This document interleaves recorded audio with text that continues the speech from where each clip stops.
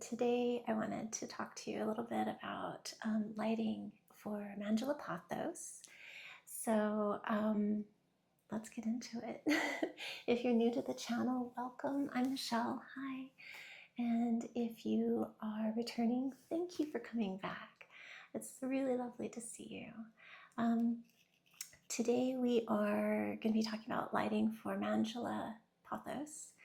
And so I actually have two of them. So I am in my plant yoga room, so I'm sitting on the floor, but I mean, yeah, it is what it is. So anyway, I wanted to show you first the manjula that I have on a pole, because she's doing really well. But there's a story here, and the plant tells the story.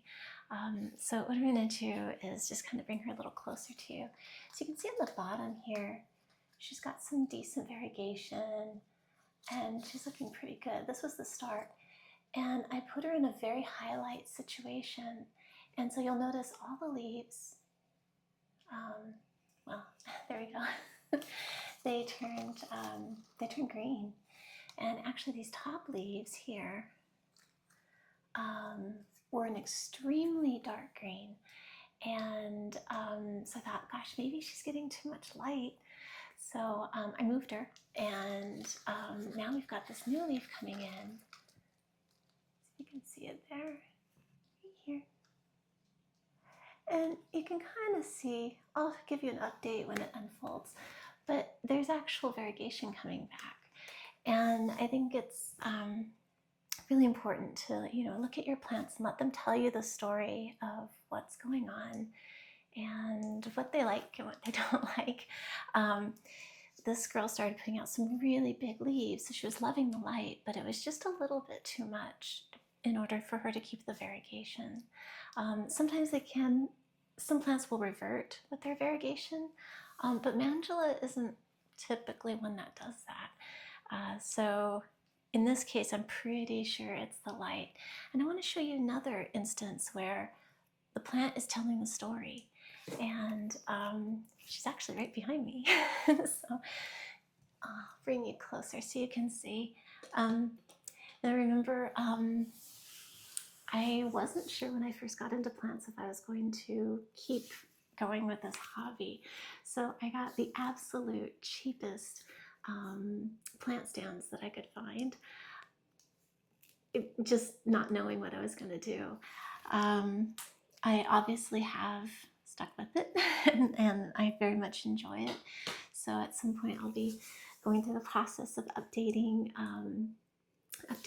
and making things look a lot nicer. But this is what I have for now. And I think the reasoning makes sense. You don't want to put a lot of money into something that you're not really sure if you're going to stick with it.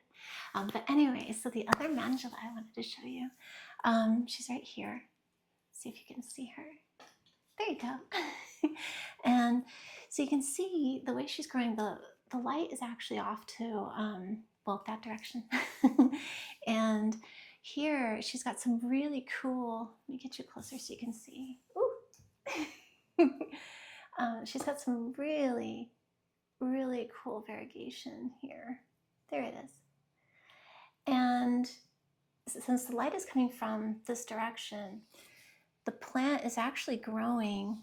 If you look, the variation, it's getting really green. But over here, where it's a little more shady, she's put out this really cool leaf that is absolutely perfect. That is, look at that, that's just beautiful. And then the bottom leaves that are kind of growing closer to the light, you can see they're really, really, really, really green, because they're closer to the light. And so it's kind of causing the, it's kind of causing the variegation to bleach out, basically. And so as the plant is growing into places that are a little bit more shady, and it's growing away from the light, and that's the same thing that happened with the pole as well. We'll come back over here.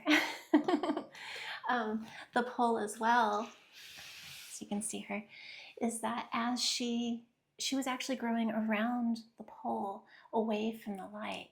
So the plant was telling me the story that she just didn't like it.